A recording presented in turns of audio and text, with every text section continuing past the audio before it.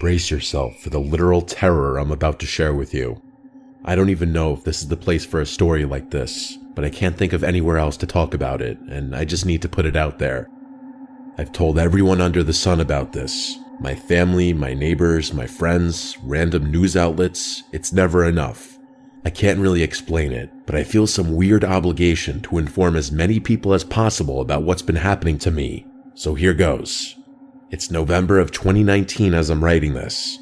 The story goes way back. I'm talking like 7 years plus. I can't tell you the exact year off the top of my head, but let's just say 2012. It might have been 2013, but that's my best guess. I was in my mid-20s with a stable job and girlfriend who's now my fiancée. I never went to college, so I had been in the workforce for a while, and it was unlikely that my life would ever experience any drastic change. Because of that, there was no reason for me to move far away from home, so I didn't. At that age, my girlfriend and I had just moved into my childhood home that my parents so graciously passed on to me as my first house. It's an extremely old brick house that my dad had actually inherited from his parents when he was around 40, so I'd be keeping it in the family. The house itself has seen a few rounds of renovations, but you can still tell it's old. It's the brick that gives it away. There are very few brick houses in our area, so it sticks out like a sore thumb. I kind of like that though, it feels special. Speaking of our area, we live in a very woodsy neighborhood, so the houses are spaced pretty far apart. Our house is also the last lot on our street, so instead of bordering the woods on just one side, we border it on two. The woods back there is massive, and I mean massive. As a kid, my brothers and I would often go exploring in there, but no amount of aimless wandering ever got us even close to charting the whole thing. I'm sure some people would find that intimidating, but I've always enjoyed the wilderness, so it wasn't a big deal to me. Plus, I'm a guy who likes keeping to myself, always have, so being isolated in my own little corner of the earth was appealing. Anyway, my girlfriend and I had been living there for a few months when all this started happening. It was sometime in the winter. I can't remember the exact month, all I know is that there was snow on the ground. It was sometime after 8 in the morning on a Sunday, the one day a week I got to sleep in. As I was getting in my pickup truck to treat myself to a coffee like I do every Sunday morning, I noticed something odd. In the driveway, right next to my car, there was what looked like a trail of footprints in the snow. My first thought was that my girlfriend had somehow woken up before me without me hearing her, and she came out to the driveway for whatever reason. But the more I looked around, the more I realized that was impossible. The path led across my front yard and through the hole in our side yard fence, meaning the footprints had originated from somewhere in the woods. On top of that, the trail didn't lead anywhere near our house, meaning they couldn't have been created by my girlfriend. I remember standing there, confused as hell. The trail didn't lead around our house or up to any of the windows, just the driver's side door of my car. That meant someone had walked directly from the woods to my car, only to immediately turn around and walk straight back into the woods. It was bizarre. I ended up asking my girlfriend about it later that day, but she obviously wasn't responsible for it. I wish I could give you more details about that first instance, but it was so long ago that that's about as much as I remember. It must have been at least 2 winters after that when the next thing happened. I specifically remember it being 2015, because that was the year my Seahawks lost the Super Bowl to Tom Brady. I woke up that morning and walked to my car. I think it was a weekday, but I'm not positive. As soon as I stepped outside, I instantly knew something was very, very wrong. There were footprints everywhere. I'm talking in the driveway, near all the windows, around the perimeter of the house. The yard was completely covered in them. I'm a pretty level-headed guy, so I'm not going to say I started panicking, but I'd be lying if I said I was completely calm in that moment.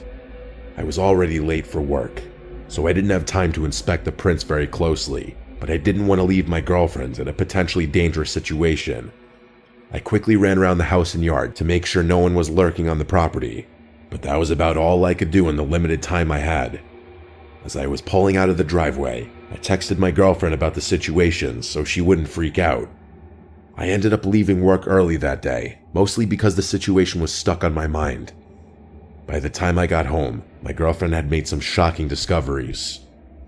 As soon as I pulled up, she beckoned me into the yard and pointed at one of the trails, saying it had been bothering her all day. At first, I was confused, but then I realized what she was talking about. None of the footprints had left any shoe marks. I felt like an idiot for not picking up on it sooner. Whoever had left the footprints had been walking around in their bare feet. I was at a loss for words. Who the hell would walk around barefoot in freezing cold temperatures? My girlfriend suggested that maybe it was some kind of animal, but the prints genuinely looked like 2 human feet. We went inside and called my dad, but he said he'd never experienced anything like that in all of his years of living in that house. He told me to grab my rifle and try tracking down whoever had left the footprints. I really didn't want to, but I knew this kind of thing was my responsibility. My girlfriend wanted to call the police, but I knew that would be a waste of time. We had no evidence that a crime was committed, and I didn't think trespassing would warrant a search. I told her I'd call the police if I found something in the woods, and she agreed. Like I said before, that woods is its own world, so I told myself I'd turn back as soon as the sun started going down. I slung my rifle over my shoulder and headed out. I must have been following the trail for like 30 minutes when I noticed something really strange.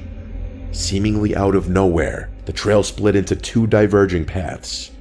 I didn't know which one to follow. Hell, I didn't even know that was possible. I thought maybe whoever had left the trail had doubled back to confuse me, but then a scarier thought hit me. Was there more than one person out there?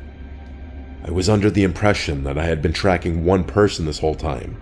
The possibility of multiple people had never even occurred to me. That was enough to shake me up, though. I wasn't fully comfortable knowing I could be outnumbered out there. I stood there a little while longer before deciding to turn around. It was getting dark anyway. As I was walking back, I couldn't help but think about those footprints. I felt like I would have noticed if 2 people were trying to walk in the same footprints. There's no way the person in the back could have done it without messing up at least once. And then I thought that maybe someone had walked backwards from deeper in the woods to make it look like there had been 2 people there the whole time. And then, obviously, there was the possibility that it was just one person who doubled back on himself. Maybe someone had been carrying another person on his back and just got tired. I really didn't know which explanation was the most disturbing. We did end up calling the police that night, but as I predicted, they told us there wasn't much they could do without definitive evidence of a crime. I told my girlfriend I was going into the woods again the next morning, but it snowed pretty heavily that night, so there were no prints to follow anymore. My girlfriend was obviously terrified, but there was literally nothing we could do. Luckily, that was the last thing that happened that winter. In fact, nothing happened for a few years after that. I would go as far as to say we had forgotten about the whole thing. A lot had happened since then. My girlfriend and I got engaged in that time frame, and we were focusing on other things. I wouldn't be writing this if the story ended there, though. What I'm about to tell you happened less than a year ago. It was just after the new year, so January of this year. One random morning, I woke up to footprints all over my property. Just like that, all the memories came flooding back. My fiancée actually broke down in our bedroom, asking me if we'd ever escaped this nightmare. I didn't know what to tell her. It was actually worse this time. There were footprints leading to my shed, and a bunch of tools were missing. God knows what else those people had done. I was furious. I called up my friend Theo, explained the situation, and asked him if he'd help me. He's a big wilderness guy, and a much more experienced hunter than I am, which is part of the reason I asked him for help. He agreed and drove over to my place a few hours later. My fiancée was worried sick, but I promised her that Theo and I would be able to handle ourselves. We dressed for the cold and geared up, knowing we might be out there for hours. The reason I wasn't worried about the darkness this time around was because Theo had this really expensive thermal scope for his AR-10, which would allow us to see in low visibility. I never spent that much money on hunting equipment, so I'd still be blind, but it was definitely comforting knowing at least one of us would be able to see. I won't sugarcoat it, I was pretty scared by the time we headed out. At first, Theo and I talked as we walked, but after 45 minutes, we were mostly silent. It's like the seriousness of the situation hit us both at the same time. I remember praying to God that I hadn't dragged Theo into some horrible situation. I'm not sure how long we walked after that, but eventually, the tracks once again split into 2 sets of footprints. We followed the one on the left for a few minutes, but at one point, the trail just stopped abruptly. We retraced our steps back to the split, and Theo made a comment about whoever left the tracks really didn't want to be followed. I didn't want to think about it, so we just kept following the footprints in silence. I'm not kidding you. There were at least 3 other dead ends that forced us to retrace our steps, wasting valuable daylight. I remember thinking how remarkable it was that someone could walk backwards so perfectly that a trail of footprints didn't look like it had been stepped on multiple times. I'm telling you, it wasn't normal. The one upside, which Theo pointed out to me, was the dead ends likely meant we were tracking just one person. Eventually, it started getting dark. We were really deep in the woods at that point. I didn't recognize my surroundings at all. The trail of footprints didn't diverge for a long time after that. Theo said whoever we were tracking had probably given up trying to make dead ends. Another 5 minutes or so passed, and the footprints started getting noticeably deeper. We were getting closer. At one point, another set of footprints appeared right alongside the original. Theo cursed and whispered that he had been wrong, and that we were probably tracking 2 people. The sun was basically all the way down now, so Theo was checking his scope every so often. The snow gave me some visibility, but I'll be honest, I probably would have turned around had it not been for Theo's scope. We were walking in complete silence. Out of nowhere, I felt Theo's arm reach against my chest, motioning me to stop. I looked at him, and he was looking straight ahead through his scope. I couldn't see what he was looking at, so I just kept looking at him. It looked like he was holding his breath. I had never seen him so still. After a good 20 seconds, he slowly made his way over to the nearest tree and crouched down. I followed suit, not even questioning why. He looked through his scope again, and I could see his hand begin to tremble slightly. Another 20 seconds of complete silence. I was dying of suspense, so I lightly tapped his shoulder. He lowered his rifle and silently handed it to me. I looked through the scope and had to fight back a scream. There were 4 figures huddled in the snow. At first I thought they were bears, but I quickly realized they weren't. They were human beings. 2 of them were large and hunched over, and the other 2 were smaller. The smaller ones were clinging to a nearby tree, wildly jerking their heads around. They were eating something. I couldn't make out faces or details. Thermal scopes don't give you that, but I could see enough to know they were naked. It was the most terrifying thing I have ever seen with my own 2 eyes. Eventually, the larger ones picked up the smaller ones from off the tree and placed them on their shoulders. They then began walking deeper into the woods.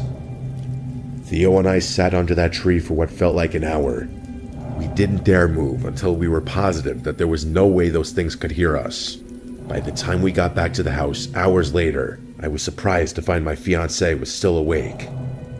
She told me she couldn't sleep knowing I was out there, and asked what we found. I told her in as minimal detail as possible, but she was still horrified. We called the police that night, who told us they'd search the woods the first thing the next morning. Theo agreed to stay the night so the 2 of us could assist the police in their search. The next morning, the police searched the woods with our help, but called it off after a few hours due to the partly covered up footprints. My fiancé demanded that they keep searching, but they said they couldn't sanction a huge search over some missing tools. I don't blame them, but it didn't feel like closure. Theo and I knew what we saw. Winter is fast approaching, and both my fiancé and I are worried those people are going to come back again. We're seriously considering moving, but haven't been able to get the ball rolling on that. I don't really know what to think. Like I said earlier, I've told everyone I can about what's been happening to us. It's literally been going on for years. None of my neighbors have ever experienced anything like this, which doesn't make sense to me. I don't know why my house is getting targeted or what those people even want. Some of my friends think they're harmless, but other people tell me I'm in grave danger.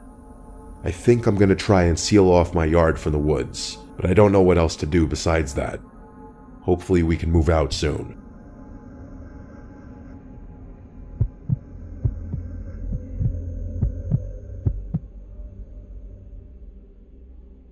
Last summer, I decided to tackle a major section of the Pacific Crest Trail.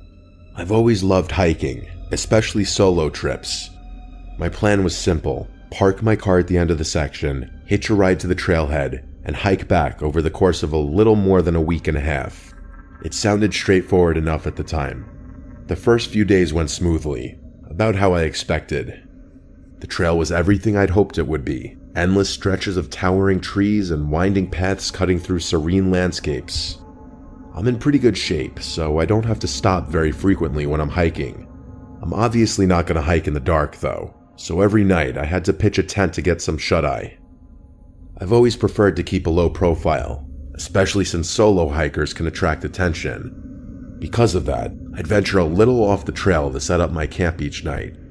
I figured it was better that way, minimize the chance of a stranger stumbling across my campsite. Up until the third night, everything was perfectly fine, but what I'm about to tell you is the reason why I'm taking an extended break from hiking or any kind of wilderness exploration for that matter. I woke up in the middle of the night with this odd sense that something was wrong. It was the kind of gut feeling you can't explain, but you know better than to ignore. I looked around my tent. Everything seemed normal inside, so I decided to have a look around the campsite. I drew my rifle, grabbed a flashlight, and unzipped the tent. There was no one out there, no one that I could see at least. I returned to my tent and started checking my pack. That's when I realized my wallet was gone. At first, I thought I'd just misplaced it, maybe left it outside the tent or buried it somewhere in my gear. But after tearing through everything, it was clear someone had taken it. My personal information, cash, credit cards, all of it. How was that even possible though? Had someone broken into my tent just to steal that one thing and leave? It was unlikely, but randomly misplacing it was very uncharacteristic of me. I came to terms with the unfortunate conclusion that I had probably lost it myself. Things only got worse from there though. Over the course of the next few days, I started to notice more things missing. Small items, seemingly random things. One of my lighters, my Swiss Army knife, a few energy bars. I knew I wasn't just misplacing everything. Someone was stealing my belongings. Part of me didn't want to believe it, but by the fourth day, it was undeniable. I was being stalked. There wasn't any cell coverage on that part of the trail, so it wasn't like I could alert someone about my situation. I remember contemplating turning back, but I'd only be saving myself a couple of days at best. There was no way I'd be able to hike either direction without sleeping, but I didn't feel comfortable pitching a tent in those woods with someone literally stalking me. It was a lose-lose situation. I remained calm and told myself there was a reason I had brought my rifle out there. And then it dawned on me, why hadn't that person stolen my gun? It's almost as if they were deliberately messing with me. That night, I tied my tent shut from the inside, hoping that would keep them out should they return. I tried to stay up for as long as possible, but I eventually fell asleep from pure exhaustion. My plan worked though, because when I woke up the next morning, there was no sign that anyone had been in my tent. By then, the paranoia had set in fully though. The solitude was getting to my brain, and every second of hiking was agonizing. I don't have anxiety, nor have I ever had it, but let me tell you, I've never felt worse in my life than I did over the next few days. Just imagine being in my position. No options but to continue hiking despite knowing someone's lurking not far behind. The anxiety was perpetual, and I was unraveling. I can't explain why or how, but my mind started playing tricks on me.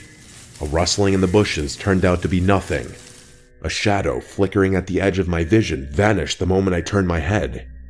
The hallucinations got worse. I can't remember most of them specifically, but the one that sticks out the most is this. As I was walking, I felt myself step into an ankle-deep puddle of water that almost caused me to trip. I literally heard the splash and felt the cold water soaking my sock, but when I looked down, the ground was completely dry. I stood there in complete shock. It felt so real. I had no choice but to continue down the trail. As bad as the days were, the nights were always worse. I tied my tent shut and slept next to my rifle, but nothing made the anxiety go away. At one point, I had to splash cold water on my face to calm myself down. The hallucinations mostly subsided after that. I'm not sure what I would have done if they had continued. The next night, I woke up to the sound of footsteps walking around my campsite. I quietly grabbed my rifle, preparing to confront whoever was there, but my body was frozen in fear. Eventually, the footsteps faded into the woods, but there was no way in hell I was going to sleep after that. As soon as the sun came up, I packed up camp in a frenzy, my hands shaking so badly I could barely tie my gear. I couldn't stay out there another night. I was so close, probably a day and a quarter's hike away from my car, maybe less if I moved quickly. I decided that I wouldn't be stopping to sleep that night, that I'd push through the night to get off the godforsaken trail as quickly as possible. I hiked for hours, as quickly as my body would let me go. When the sun started to set, I gritted my teeth and continued instead of pulling off to pitch my tent. By the time it was pitch black out, I was so close. Probably 2 hours away at most. I kept walking, flashlight in one hand, rifle in the other. I started second-guessing my decision. I had never hiked in the darkness before, and I was not prepared for how difficult it was. That in and of itself was scary enough. I kept going, trying to keep my breathing steady. About an hour passed. I was getting closer. And then, I heard it. Somewhere behind me, I was sure I heard footsteps. I spun around and flashed my light, and to my horror, I saw something slink behind a tree. The adrenaline took over, and I aimed my rifle at the tree. I demanded that they come out in a loud voice. The figure stepped forward. It was definitely a human, but when I tell you it was the most barbaric-looking thing I'd ever seen, I'm not exaggerating. Words cannot describe what I was looking at. He was wearing nothing but a pair of my shorts, which I hadn't even realized were missing. His skin was scratched up in several different places, and his face was covered in hair. He started walking towards me, even though I had my rifle aimed at him. Before I could think, I tapped off a warning round next to him. He jumped at the sound and instantly retreated, sprinting back into the woods. I was in shock. Without wasting another second, I turned around and went as fast as I could. By the time I made it out of the woods, I locked my car doors and called the police. When they finally showed up, they told me that I shouldn't stick around. I didn't need to be told twice. I was out of there that night. The craziest part of the whole thing, in my opinion, was the hallucinations. I didn't think such vivid hallucinations were even possible. It's going to be a long time before I go hiking again, and I can confidently say that when I do, I won't be alone. I would advise anyone planning on hiking the Pacific Crest Trail to be extremely cautious and carry a firearm. This experience is something I still think about often.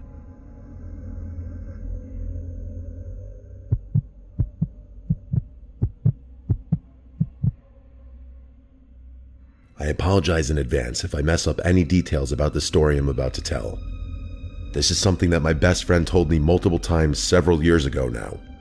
It's one of those stories so unsettling you can't shake it even after hearing it more than once. My friend's dad was a logger, specifically a tree saw operator. For those who don't know, a tree saw is a massive machine capable of cutting down giant trees and slicing them to specific lengths. His job meant long, grueling hours, often alone in the deep, secluded forests of the Pacific Northwest. The way his logging crew worked, he was paid based on the number of trees he cut down rather than the hours he worked, so he would often push himself to work 16 to 20-hour days to finish jobs as quickly as possible. After he and his coworker finished their part, the rest of the crew would come in to clear the felled trees and transport them to the mill. While he spent about half of his time working alone, the other half was spent with his friend Griffin, another tree saw operator. They used radios to communicate, especially when they worked on opposite ends of the same job site. A number of years ago, my friend's dad and Griffin were assigned to a remote job site high up on a mountain. It took the company over 3 weeks just to clear a road wide enough for their trucks and equipment to make it to the site. By the time they began work, they were positioned in an extremely desolate part of the mountain. They were already 10 days in, making good progress, when they started hearing strange chatter over their radios. At first the voices were muffled, just faint, static-laden murmurs that didn't make sense. They tried switching channels, but no matter what they did, the chatter followed them. Anyone who's used a standard radio knows how strange that is. It should be impossible for anyone to follow you when you're switching channels. As they progressed farther up the mountain, the voices became more distinct. They couldn't hear full conversations, but based on what they could hear, they both agreed that the tone of the conversation fragments felt off. My friend's dad said it sounded almost casual at times, but the content was unintelligible. They also started finding strange signs that people had been there before them. Random containers, footprints in the dirt, and small makeshift campsites. Like I said before, they were in a place so remote it was practically inaccessible, so these discoveries were deeply unsettling. No one should have been up there. One day, Griffin came across a tent hidden just off a trail and called my friend's dad over. They decided to investigate. Inside, they found a single sleeping bag and a duffel bag filled with the most disturbing things imaginable. Multiple pairs of children's underwear, duct tape, rope, and crude sketches of children being molested. There were even photos of a fresh apple indicating whoever owned it had been there recently. Griffin wanted to pack up and leave immediately.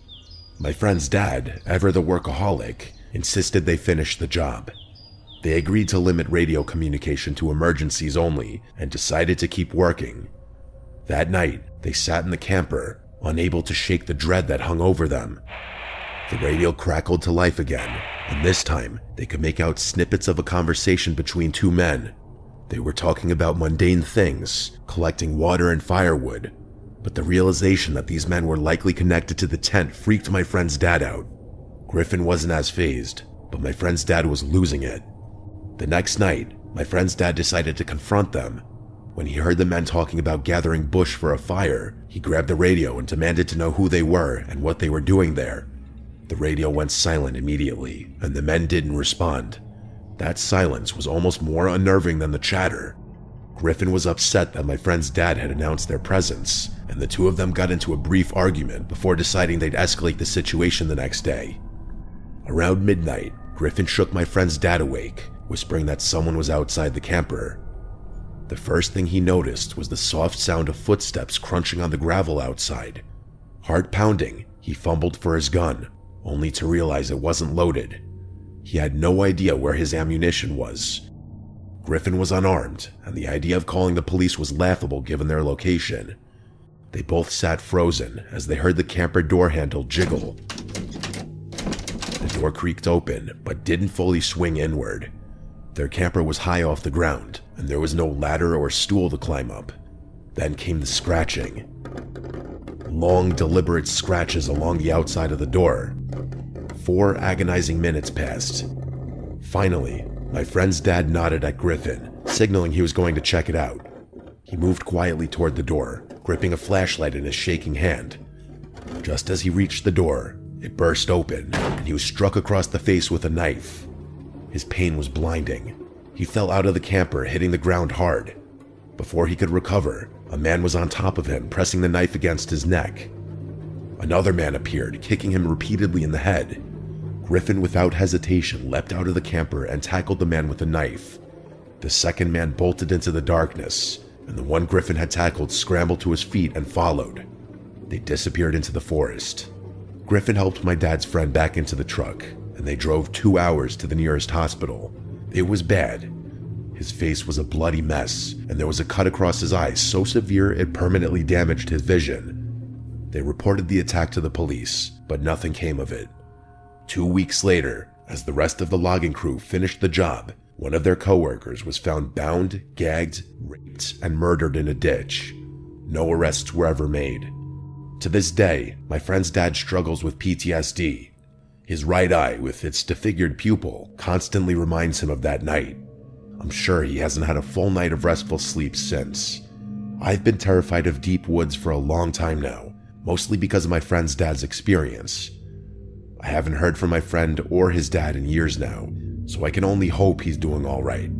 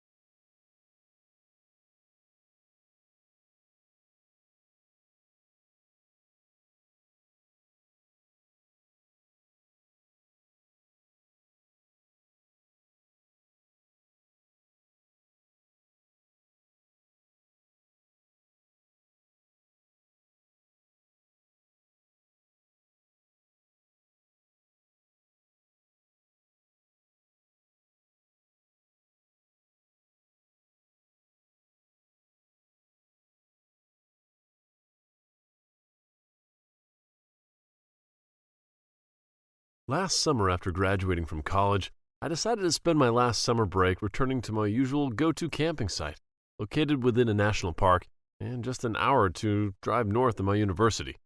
I set off for my trip early in the morning. After more than an hour on the highway, I approached the exit that led to the national park.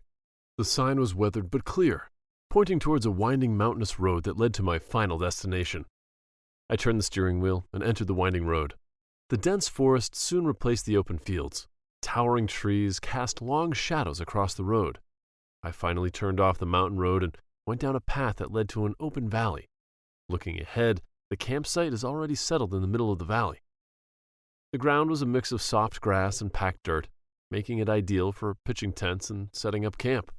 However, I had no intention of camping there. After parking my car, I carried my heavy backpack and ventured deep into the wilderness. As I hiked deeper into the woods, the sight of other hikers became increasingly rare, yet the trail showed signs of frequent travel. It was wide and flat in the middle, with grass growing on either side. I felt somewhat lucky to find this surprisingly easy trail to travel in the wilderness. However, after a few hours of hiking, my patience ran thin with this seemingly convenient trail, as I could not find a single suitable spot to set up my tent. That was when I stumbled across another track. It was much smaller than the one I was on. Thinking the new route might lead me to a clearing, I decided to change my course. The trees along this track became less dense, but their foliage was much thicker than those off the track. I felt my heart racing with excitement and a bit of nervousness as I beheld the abnormal tree trunks. They grew taller and bigger as I ventured deeper into the woods. Then, gradually appearing from behind the massive oak tree, a curious building stood as tall as the trees surrounding it. I gasped at the size of the cabin.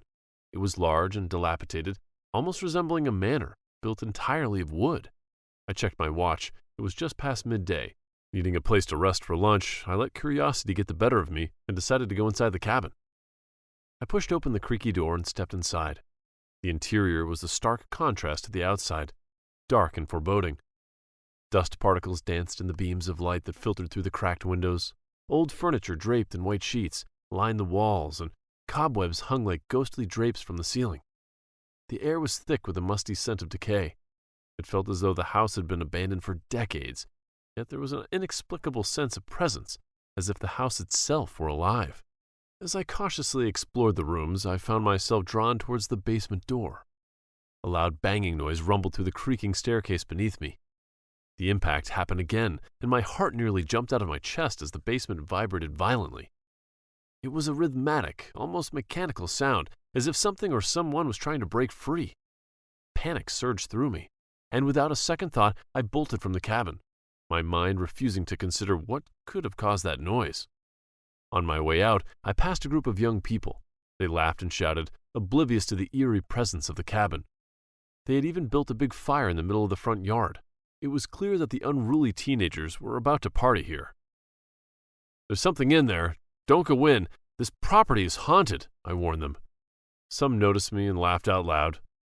"The Duke has awakened, people," some young lad shouted, and the rest cheered along with him. Knowing I could not do much to convince them otherwise, I left the cabin and went on my way. I eventually found my camping spot, a clearing near a gentle babbling stream. I set up my tent and camping gear. From where I stood, the roof of the old cabin was still visible through the canopy of trees. I tried to shake off the unsettling feeling that had settled in my gut and focus on the task at hand. As night fell, I sat by my campfire. The crackling flames provided a comforting glow. The peaceful sounds of the forest were occasionally interrupted by the distant laughter and music of the young people that I had passed earlier. They were having a party, their voices carrying through the trees. The sky was clear, and the stars twinkled overhead, providing a stark contrast to the dark thoughts swirling in my head. I tried to focus on the beauty of the night and the serenity of my surroundings, but the loud party noise from the cabin kept disturbing me. I clicked my tongue in annoyance, but then the party sound stopped abruptly. The silence was so sudden and complete that it made my skin crawl. I strained my ears, bracing myself for the inevitable. The blood-curdling screams of the young people echoed through the night. The screams were filled with terror and pain, each one more desperate than the last. My heart raced, and a cold sweat broke out on my forehead. I quickly doused my fire, plunging myself into darkness. I crouched low, straining to hear any signs of danger. The forest, which had been so inviting during the day, now seemed like a maze of shadows and threats. The screams continued, mingling with sounds of chaos, branches snapping, footsteps running, and indistinct shouts. My mind raced with possibilities, none of them good. I decided I couldn't stay there any longer.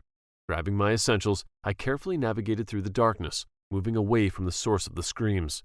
Each step was filled with dread, and my senses were heightened by fear. The forest seemed to close in around me. Every rustle of leaves and snap of twigs made me jump. I avoided using my flashlight, not wanting to draw any attention to myself. The moonlight, though dim, provided just enough illumination to guide my way. My only thought was to get as far away as possible to find safety. The sounds of the party, now horrific, faded as I put more distance between myself and the cabin. As I moved deeper into the woods, I could hear my own heavy breathing and the pounding of my heart. I stumbled over roots and rocks, barely keeping my footing. The screams had stopped, replaced by an eerie silence that was almost worse. I kept moving, driven by adrenaline and fear. Once I reached a safe distance, I paused to catch my breath, judged my location, and found the way back to where my car was parked. After settling into my seat and driving away from the campsite, I called 911 to report the attack deep in the forest. In the days that followed, I scoured the news and online forums for any information about what had happened that night. To my disbelief, there was nothing. No reports of missing people, no accounts of strange occurrences. It was as if the incident had never happened. I even returned to the area a week later, during daylight, to look for any signs of what might have happened. The cabin was still there, standing ominously in the same spot, but there were no signs of the young people or their party. It was as if they had vanished without a trace. The experience left me haunted, unable to shake the feeling of dread that had taken root in my mind. I haven't been camping since, and I doubt I ever will again. The memory of that night, the screams, the eerie cabin in the woods still haunt my dreams.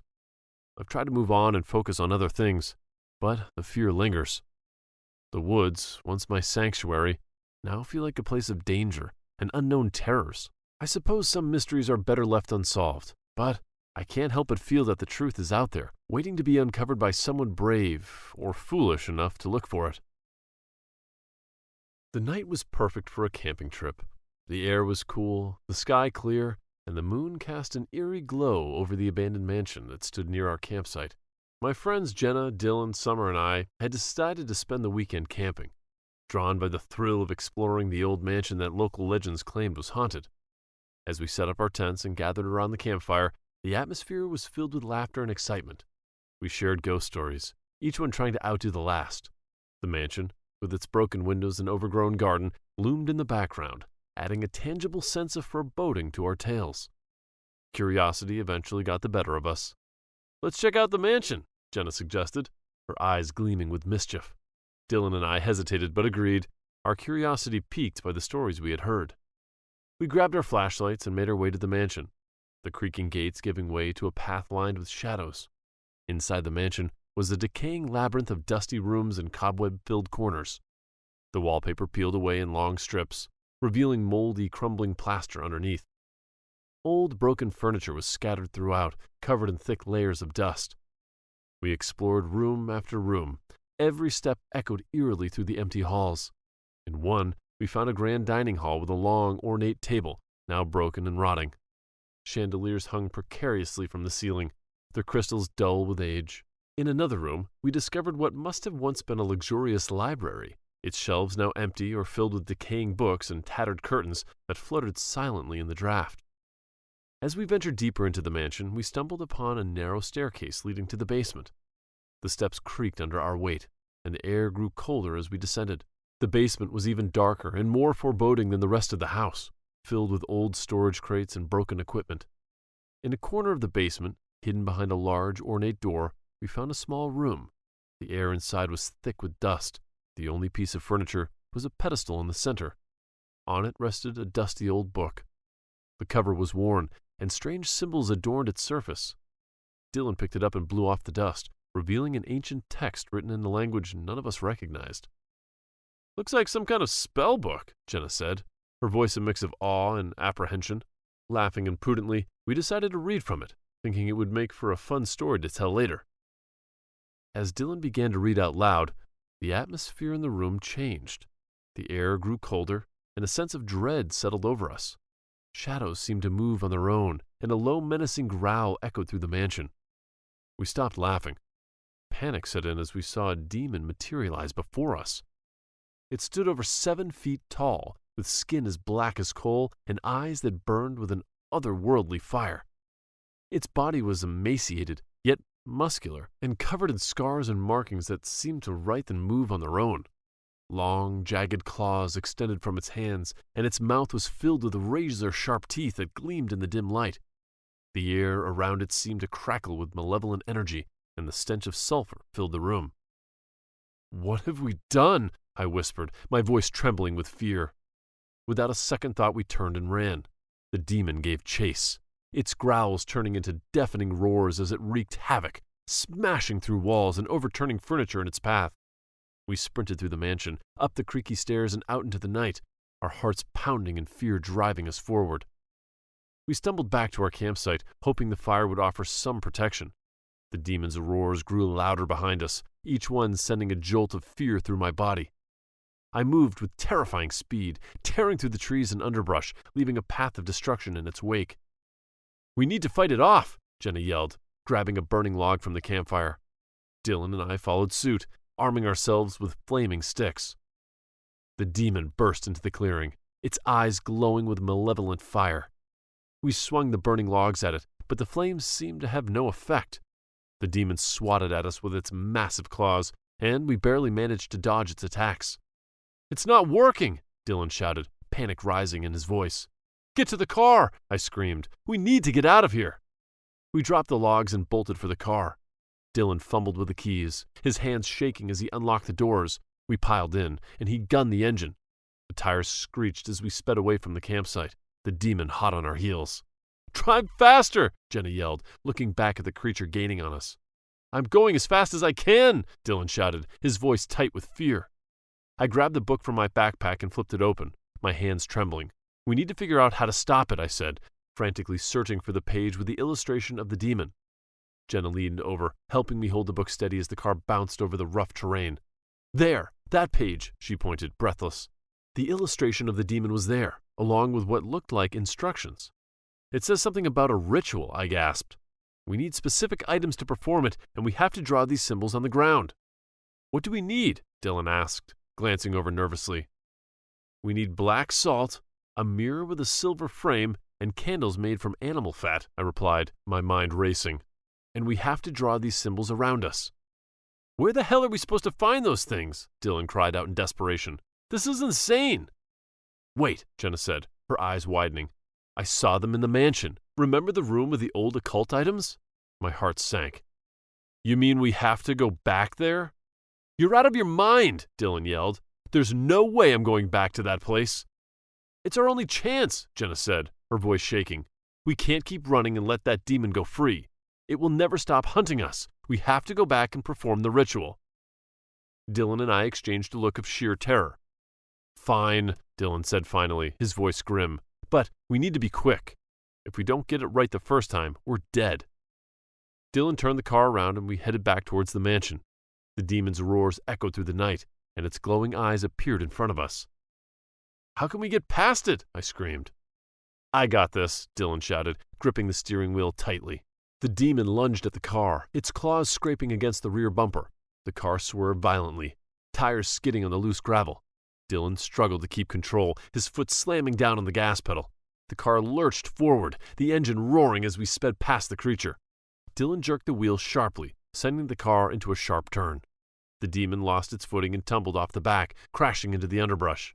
"Go, go, go!" Jenna urged, her eyes wide with terror. We sped away, the mansion coming into view ahead.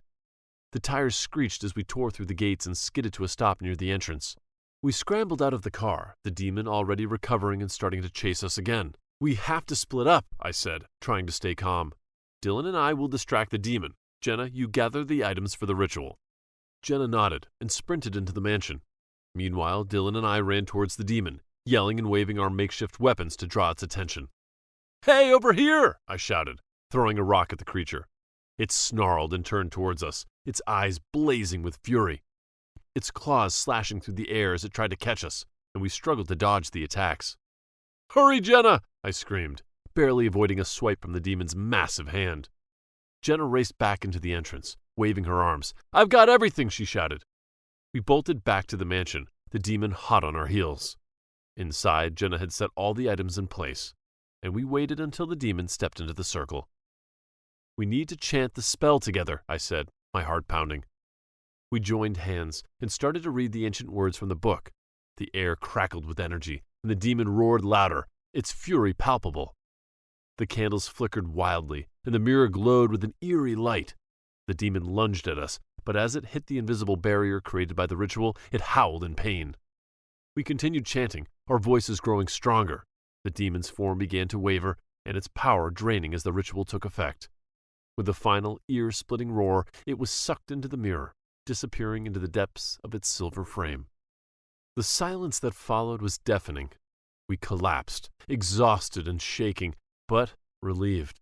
The demon was gone, banished back to where it came from. "I can't believe we did it," Jenna said, panting heavily. "Next time I suggest we explore an abandoned mansion, someone please remind me to shut up." We all laughed, the tension easing from our shoulders. "Sure will," Dylan said, grinning. We gathered our things, taking one last look at the room that had almost been our tomb. Driving away from the mansion, we decided to turn the book over to someone who could keep it safe, ensuring that no one else would ever eventually summon the horrors we had faced. A few weeks ago, I decided to spend my weekend camping as a reward after months of hard work. By that time, the cramped and dull cityscape had tired me out, so I sought solitude by camping in a secluded place. After several days of planning, I chose a campsite that was 3 hours away from where I lived. Located in a mountainous area of North America, it promised me the tranquility I needed. I reached my destination early in the morning. The camping spot was more than I could have hoped for. I took my time, sipping coffee while soaking in the serene scenery. Ahead of me, a small lake shimmered, rippling lazily to the shore. Behind the clearing where I chose to set up my tent was a dense forest of tall pine trees.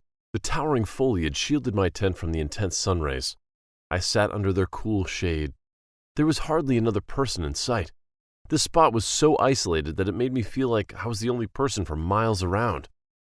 Finishing off my break with a big gulp of coffee, I took a walk around the campsite to gather more firewood. The forest lay still, watching me pick dry branches across its floor.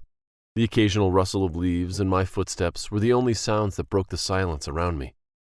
After gathering enough firewood for the night, I headed back to my campsite. When I was about to emerge from the forest, I noticed something strange. A man, dressed in tattered clothes, was standing near my tent, appearing to look for someone. I quickened my pace, and the man came into clearer view. With disheveled hair and a vacant look in his eyes, my heart raced as I wondered who he was and why was he there. "Hello?" I called out, trying to sound more confident than I felt. The man turned to face me, but didn't say a word. He stared at me with an unsettling intensity. I walked closer, keeping my eyes on him.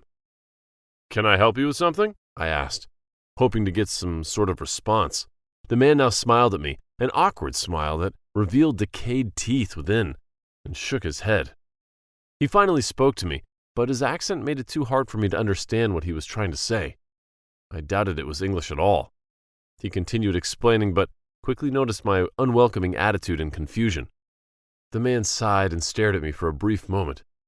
He then tipped his worn-out hat as a gesture of retreat and walked away, disappearing into the woods. I fixed my gaze on him until he was completely out of sight, and scanned around my campsite. Nothing seemed to be missing or out of place, but the unexpected presence of this stranger left me feeling deeply unsettled. I brushed it off as some drifter passing through and reassured myself that there was no reason to be alarmed. I built a fire and settled down to cook dinner when the night fell.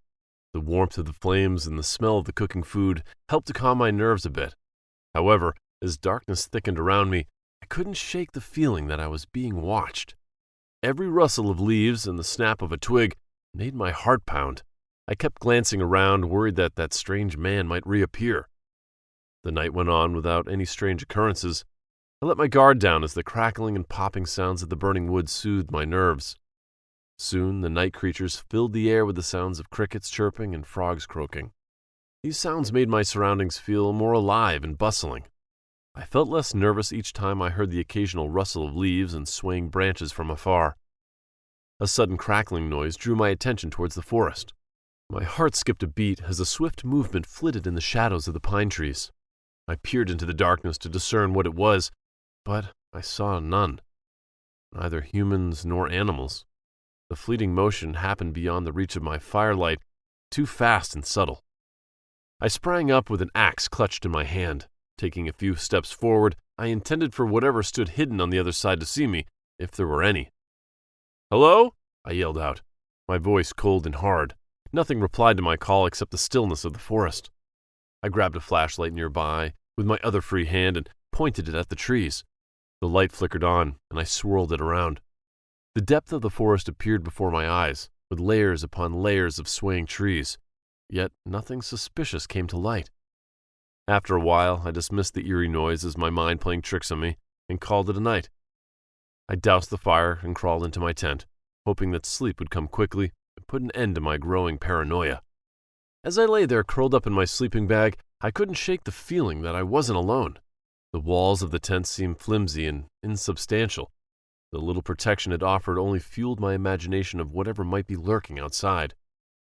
I lay there for what felt like hours, listening to the sounds of the forest and the rhythmic beating of my own heart.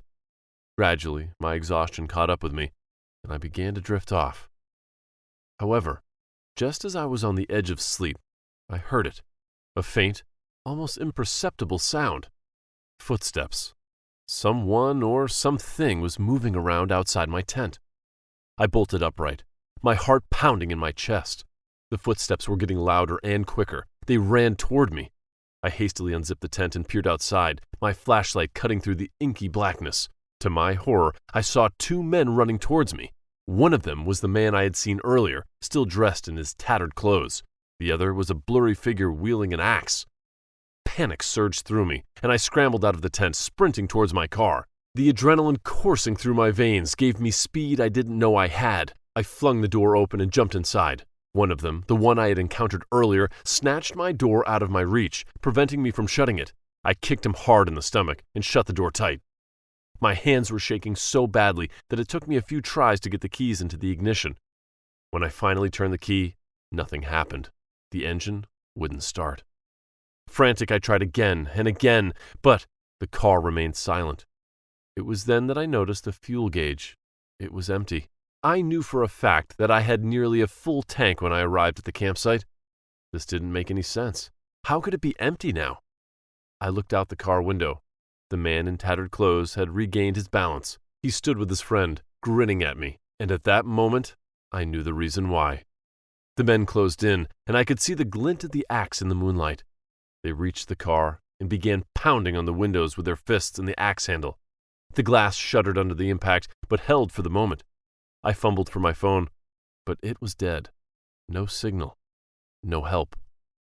Desperation took over. I locked the doors and huddled in the driver's seat, praying for a miracle. The men were relentless, hammering at the windows and shouting threats. The man with the axe raised it high and brought it down with a sickening thud. The window cracked, a spiderweb of fractures spreading across the glass. My heart sank as I saw the other man pick up my axe. He had found it in my tent and now joined his friend to fracture my car window. Just as the window was about to give way, a loud bang shattered the night. Another bang followed, and the men outside halted their assault. They darted a look toward the source of the sound. Fear and confusion etched across their faces. My attackers grunted, giving me one last menacing look, and then fled. I breathed out in relief as two figures emerged from the darkness, shining flashlights and holding guns. It was a couple of park rangers. They fired a few more shots into the air, warning the attackers not to return. The park rangers rushed to my car and helped me out. On the way to the ranger station, I constantly thanked them and thanked God for rescuing me just in time. Since that night, I've been more cautious about where I camp and always make sure to let someone know my whereabouts. The incident also opened my eyes to how reliable my gut feelings could be. If I had trusted my instinct about being watched or followed and not dismissed it as paranoia, I might have avoided the horror.